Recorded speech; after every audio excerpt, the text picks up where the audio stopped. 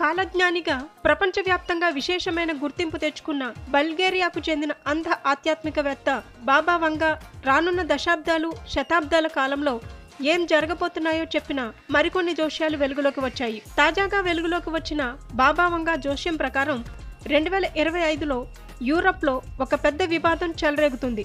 దీని కారణంగా ఈ ఖండంలో జనాభా గణనీయంగా తగ్గుతుంది. 2028లో కొత్త ఇంధన వనరుల అన్వేషణలో మనుషులు శుక్రగ్రహానికి వెళ్తారు. 2033లో భూమి ధృవాల్లో మంచు కరగటంతో సముద్ర మట్టాలు గణనీయంగా పెరిగిపోతాయి. 2076లో ప్రపంచవ్యాప్తంగా కమ్యూనిజం తిరిగి వస్తుంది. 2130లో గ్రహాంతర జీవులతో భూమికి సంబంధం ఏర్పడుతుంది. 2170లో ప్రపంచవ్యాప్తంగా కరువు వస్తుంది. 3005లో అంగారక గ్రహంపై యుద్ధం జరుగుతుంది. 3797లో భూమి నాశనమవుతుంది. అయితే సౌర వ్యవస్థలోని మరొక గ్రహానికి వెళ్ళగలిగే సామర్థ్యం మనుషులకు ఉంటుంది. 50079లో ఈ ప్రపంచం అంతమైపోతుంది.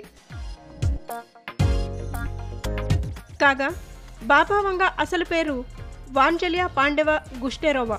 12 సంవత్సరాల వయసులోనే కంటిచూపును కోల్పోయారు. 85 ఏళ్ల వయసులో 1996లో ఆమె మరణించారు. అయితే బాబా వంగా జోస్యాలకు సంబంధించిన రాతపూర్వక గ్రంథాలేవీ లేవు. కానీ బాబా వంగా చెప్పారంటూ ఆమె అనుచరులు తరచుగా జోస్యాలను ప్రకటిస్తుంటారు. అందులో భాగంగానే ఈ తాజా జోస్యాలు వెలుగులోకి వచ్చాయి. ఆమె చెప్పిన జోస్యాల్లో చాలా నిజమయ్యాయి.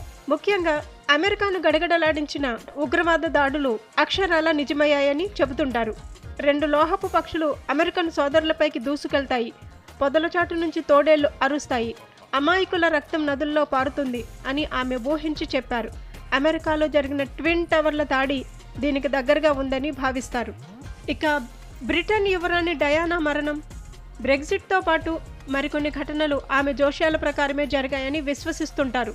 అందుకే ఆమెకు ప్రపంచవ్యాప్తంగా గుర్తింపు దక్కింది. బాబా వంగా బతికున్నప్పుడు ఆమె చెప్పిన మాటలు నిజమవుతుండటంతో ధనవంతులు, వివిధ దేశాలకు చెందిన రాజకీయ నాయకులు ఆమె వద్దకు వెళ్లి తమ భవిష్యత్ గురించి చెప్పించుకునేవారు.